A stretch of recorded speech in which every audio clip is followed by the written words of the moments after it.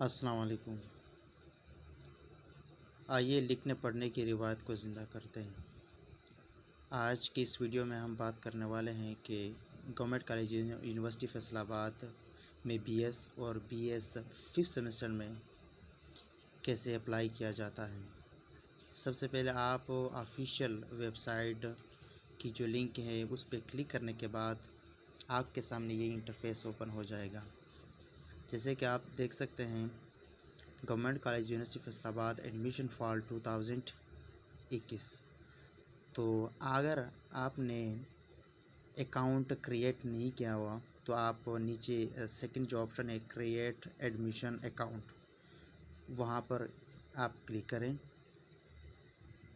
आप देख सकते हैं यहाँ पर इस फॉर्म को आप फिल करेंगे। फादर नेम, CNIC, हाफिज़ कुरान आप हो या नहीं हो, date of birth, religion, general study, ये तमाम डिटेल आप यहाँ पर फिल करेंगे।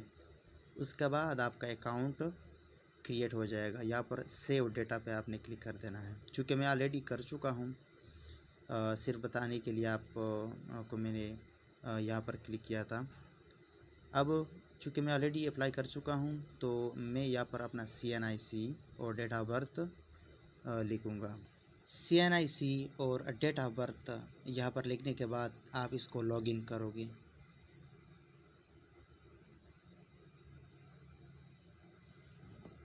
लॉगिन के बाद आपके सामने ये इंटरफेस ओपन हो जाएगा।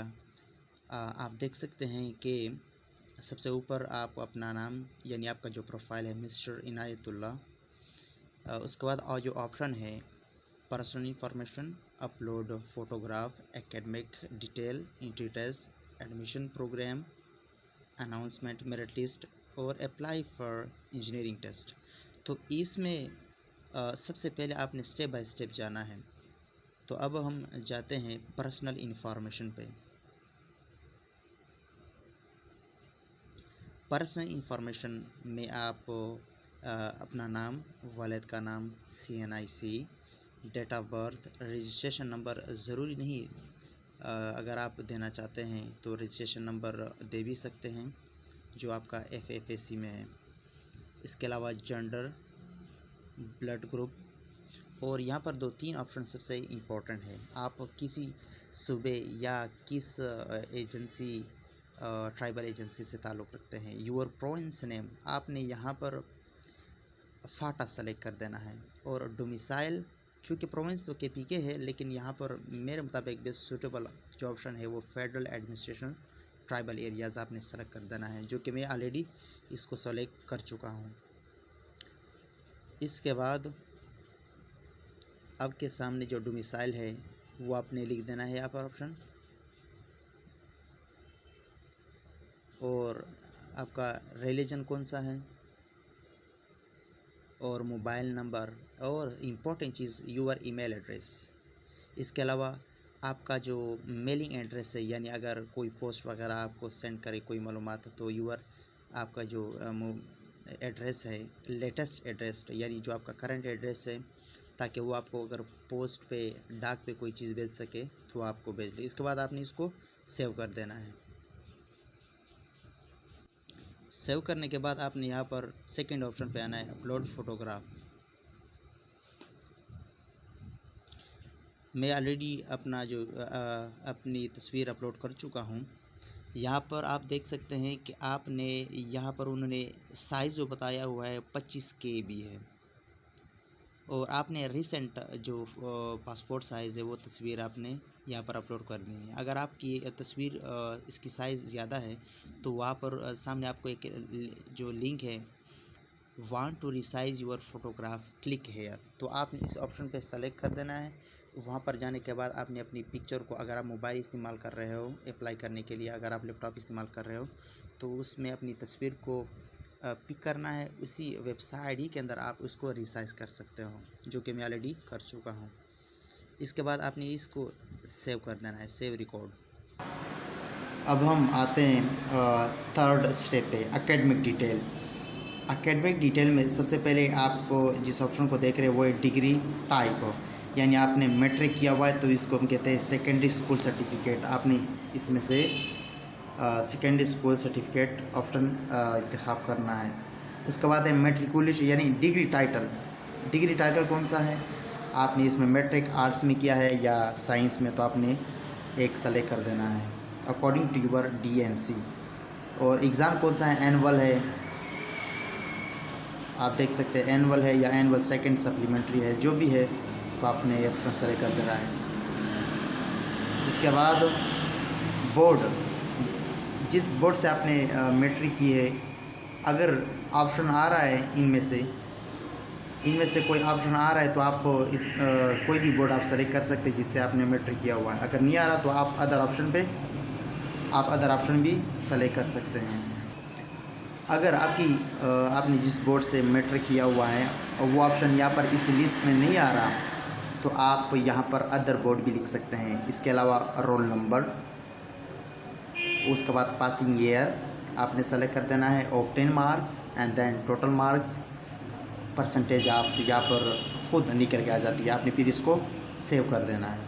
यानी आपने यहाँ पर इसी ऑप्शन में FSC की तमाम डिटेल, या आपने FA की है, FSC की है, इंटरमीडिएट का आपने तमाम तर डिटेल आपने यहाँ पर पुट कर देना है। इसके बाद डिग्री टाइटल में आप देख सकते हैं कि आपने DAE सिविल की है, इलेक्ट्रिकल की है, आपने FA की है, प्री इंजीनियरिंग की है, प्री मेडिकल, जो भी है आप समझते हो दुरुस्त, वो ऑप्शन सेलेक्ट कीजिए। इसके बाद सेलेक्ट एग्ज़ाम टाइप, मैं यहाँ पर एनुअल सेलेक्ट कर लेता हूँ। और फिर यहाँ पर बोर्ड एंड यूनिवर्सिटी, वही सेम सिचुएशन। तो अगर आपकी कोई बोर्ड और यूनिवर्सिटी का ऑप्शन नहीं आ रहा तो आप अदर सेलेक्ट कर सकते हैं।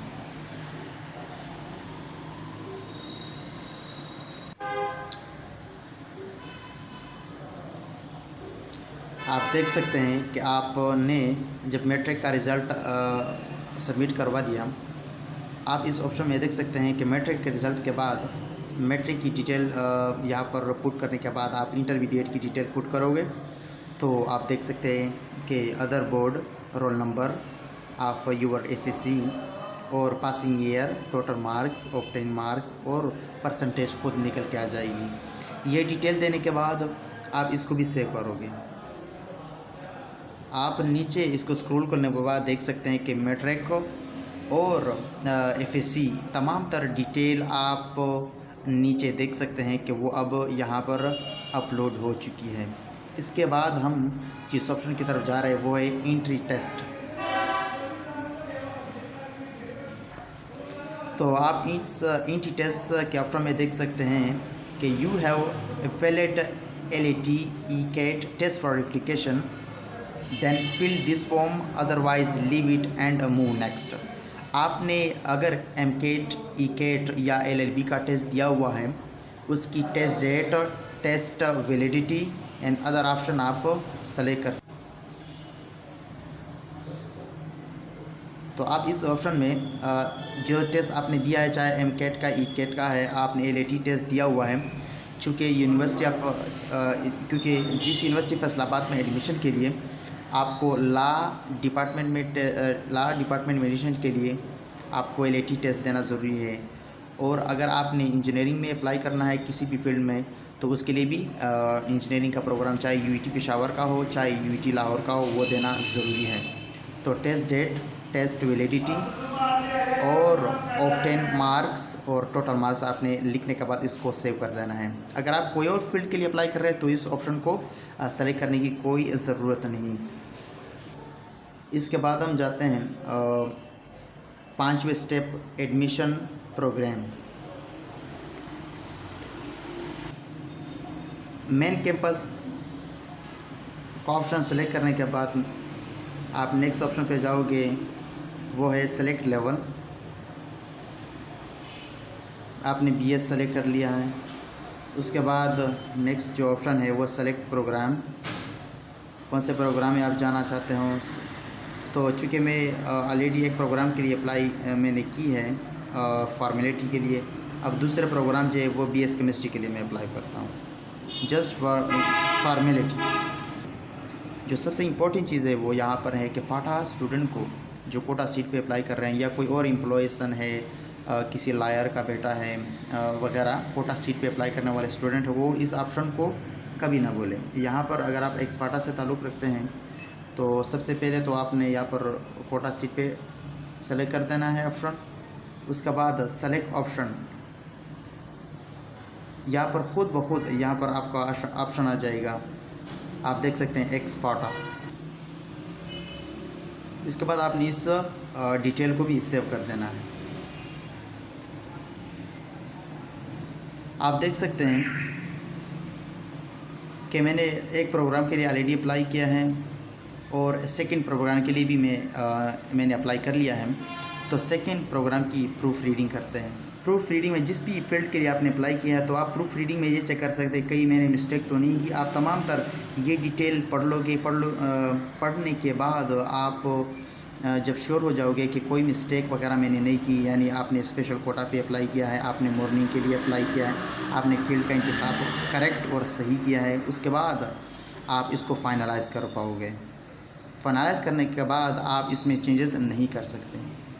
यहाँ पर एक बात सबसे इम्पोर्टेंट है, आपने जितने भी फील्ड के लिए अप्लाई किया 2, 3 या 4, आपने उसी का अलग अलग फ़ी वोचर की जो फ़ी है आपने सेपरेट, हर एक प्रोग्राम की सेपरेट फ़ी जमा करनी है। आप एक ही अगर आप फ़ी एक मरतबा जमा करोगे, एक ही वोचर की बुनियाद पर आप सारे फील्ड के लिए 2-3 फील्ड के लिए अप्लाई नहीं कर सकते, तो आपने अलग अलग पैसे जमा करने होंगे। फ़ी वोचर को आपने यहाँ पर डाउनलोड कर देना है। उसके बाद जो 2 बैंक ऑप्शन दिए हुए हैं, आप अपने इलाके में किसी भी उस ब्रांच में आप पैसे जमा कर सकते हैं। ये last step apply for engineering test उन स्टूडेंट के लिए जिन्होंने किसी भी किस्म का इंजीनियरिंग टेस्ट नहीं दिया हुआ और वो जिस यूनिवर्सिटी में इंजीनियरिंग प्रोग्राम में एडमिशन लेना चाहते हैं, तो उनके लिए ये स्टेप मस्ट है। और आप इसमें जिस भी फील्ड में अप्लाई करना चाहते हैं इसको आप सेलेक्ट करोगे। सेलेक्ट करने के बाद आप इसको सेव करोगे। सेव करने के बाद आपको फ़ी वोचर मिलेगा। फ़ी वोचर के बाद उसकी जो जितनी भी फ़ी है आप उसको सबमिट करोगे। उसके बाद आप यूनिवर्सिटी आपके लिए एडमिशन जो है टेस्ट का टाइम और डेट अनाउंस करेगा। आपने वो टेस्ट देना ज़रूरी है अगर आप इंजीनियरिंग प्रोग्राम में एडमिशन लेना चाहते हैं।